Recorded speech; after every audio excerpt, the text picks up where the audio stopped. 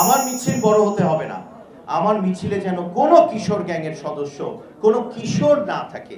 Gang লাগবে না, কিশোর না থাকে। তাদের রাজনীতি এবং মিছিলে অংশগ্রহণ করবার বয়সও হয় নাই, কোনো প্রয়োজনও নাই। তো সেই কিশোর গ্যাং এবং সাইবার বুলিং বলে অনলাইনে আপনারা অনেকেই বিষয়টাকে জানেন। এগুলো হয়তো আজকের জন্য মনে হচ্ছে ক্ষুদ্র বিষয়, সাইবার বুলিং নিয়ে কথা বলা, কিন্তু এটা আমার সার্ভেতে উঠে এসছে।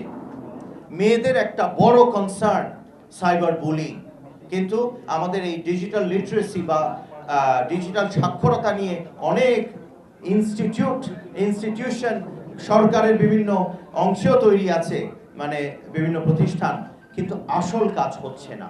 এই ব্যাপারগুলো আমার মনে হয় লোকালিও কোনো না কোনোভাবে আমাদের দেখা দরকার। আমাদের মাদকের ব্যাপারটাও এটা এটা এটা বোধহয় আমি আমার ওই 4 বছর বয়স থেকে শুনে আসছি, কিন্তু এটার সমাধান হচ্ছে না। বিশেষ করে আমাদের চট্টগ্রামের হালি শহর বারবার বলতে হয়, কারণ এটা আমার একেবারে সার্ভেতে উঠে আসছে। সেখানে ব্যবসাটা থামানো যাচ্ছে না। মাদকের ব্যবসা, মাদকের ব্যবহার তো এক জিনিস, ব্যবসাটাও তো আরেকটা জিনিস, আলাদা আলাদা দুটো বিষয়। একটা সোশ্যাল রেভলিউশনের মাধ্যমে ডিল করতে হবে, আরেকটা আইন শৃঙ্খলা যে সংগঠনগুলো সেই বাহিনীকে দিয়ে ডিল করতে হবে। অতএব সেই জায়গাটাও আমাদের দেখা দরকার।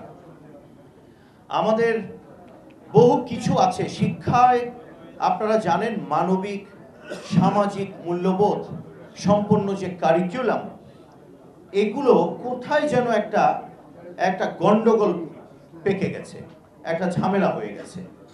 আমি ছোটবেলায় পড়তাম, বা এটা একেবারে গেঁথে গেছে, সকালে উঠিয়া আমি মনে মনে বলি, সারাদিন আমি যেন ভালো হয়ে চলি, আদেশ করেন যাহা মোর গুরুজনে, সেটা যেন পালন করি। এই যে আমাদের কথাটা, এটা গেঁথে যেতে হবে একেবারে। যেই বয়সটাতে কগনিটিভ ডেভেলপমেন্ট হয়, 3 বছর বয়স, 3 থেকে 5-6,